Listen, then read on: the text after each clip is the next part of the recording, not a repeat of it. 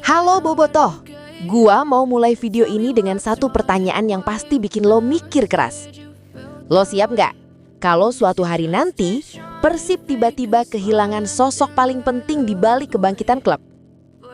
Lo siap kalau pelatih yang lagi ngebawa Persib tampil pede di Asia, tiba-tiba ditarik ke timnas? Karena rumor yang lagi rame sekarang, nunjuknya ke satu nama yang lo semua pasti udah tahu. Yup, Boyan Hodak.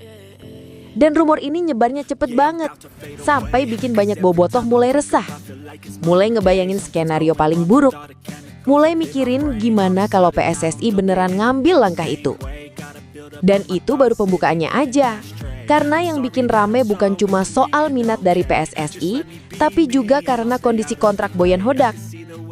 Gue tahu beberapa dari lo mungkin santai dan bilang ini cuma rumor. Tapi kalau lo dengar pelan-pelan, rumor ini punya elemen yang bikin hati nggak tenang. Lo pasti mikir, ini beneran, aku cuma sensasi.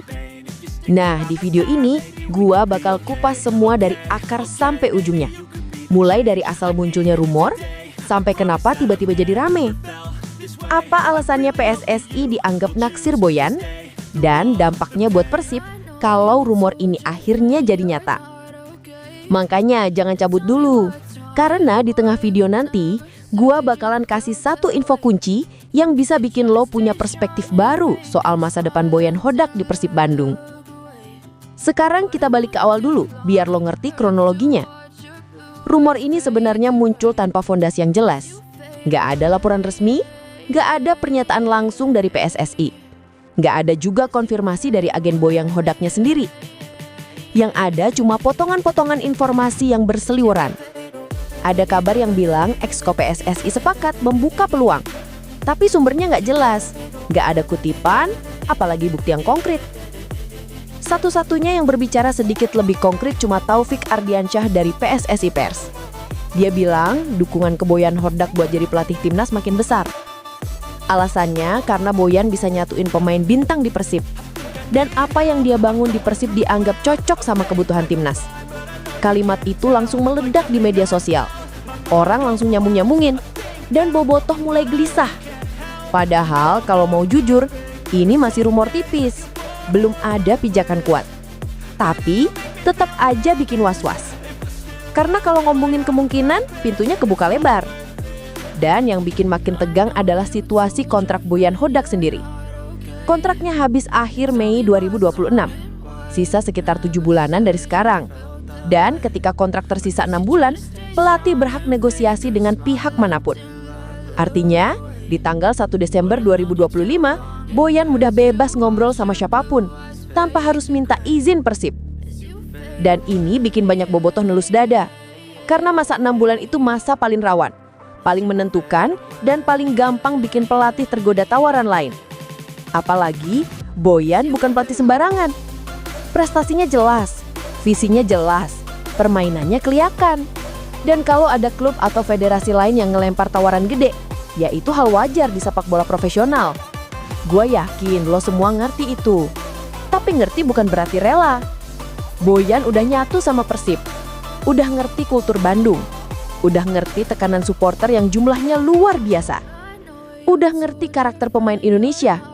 Dan di momen jarang kayak gini, Persib lagi ada di titik stabil.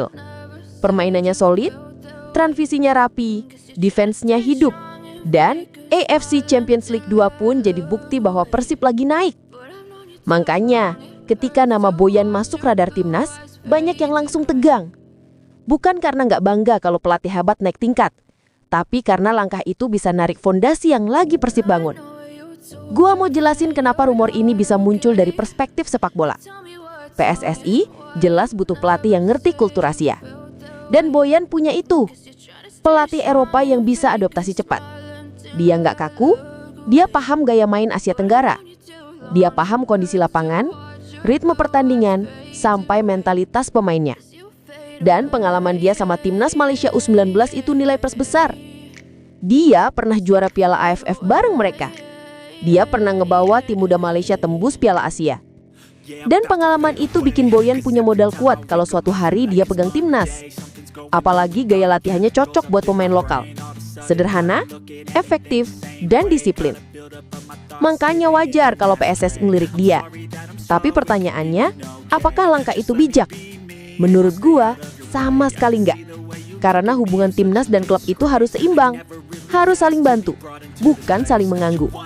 Kalau klubnya maju, kompetisi ikut maju. Kalau kompetisi maju, timnas punya fondasi kuat. Dan sekarang Persib lagi jadi contoh klub yang progresnya paling terasa.